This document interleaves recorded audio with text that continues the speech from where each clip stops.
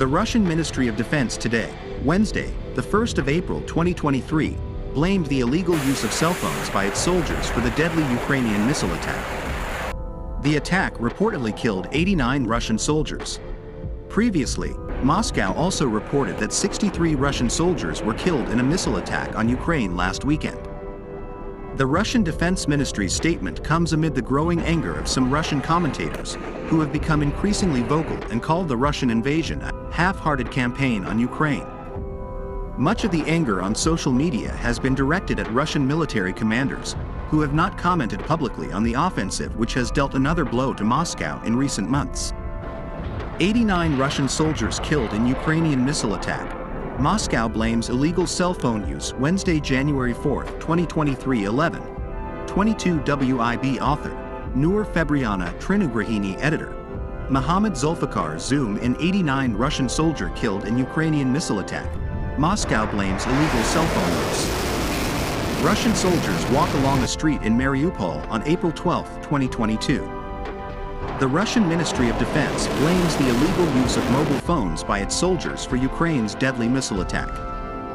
Report from Tribunews.com journalist, Nur Febriana Trinugrahini. The Russian Ministry of Defense today, Wednesday, the 1st of April 2023, blamed the illegal use of cell phones by its soldiers for the deadly Ukrainian missile attack. The attack reportedly killed 89 Russian soldiers. Previously, Moscow also reported that 63 Russian soldiers were killed in a missile attack on Ukraine last weekend. The Russian Defense Ministry's statement comes amid the growing anger of some Russian commentators, who have become increasingly vocal and called the Russian invasion a half-hearted campaign on Ukraine. Much of the anger on social media has been directed at Russian military commanders, who have not commented publicly on the offensive which has dealt another blow to Moscow in recent months. The Russian Defense Ministry said 4 Ukrainian missiles hit a makeshift Russian barracks at a vocational college in Kyiv, a city in Russian-occupied Donetsk in eastern Ukraine. Although an official investigation has been launched, the main reason for the attack is clearly the army's illegal use of mobile phones, the ministry said. This factor allows the enemy to track and determine the coordinates of the army's location for a missile strike, the ministry said in a statement issued today, quoted by Reuters. Ukrainian President Volodymyr Zelensky, who rarely comments on specific Ukrainian military strikes, made no mention of the strikes in a video speech on Tuesday, the 1st of February 2023, in which he said Russia would launch a major offensive to increase its wealth. We have no doubt that the current rulers of Russia will throw everything they have and everyone they can muster into trying to turn the tide of the war and at least delay their defeat, Zelensky said. We must thwart this Russian scenario. We're preparing for this. The terrorists must be defeated. Any new offensive attempt by them must fail.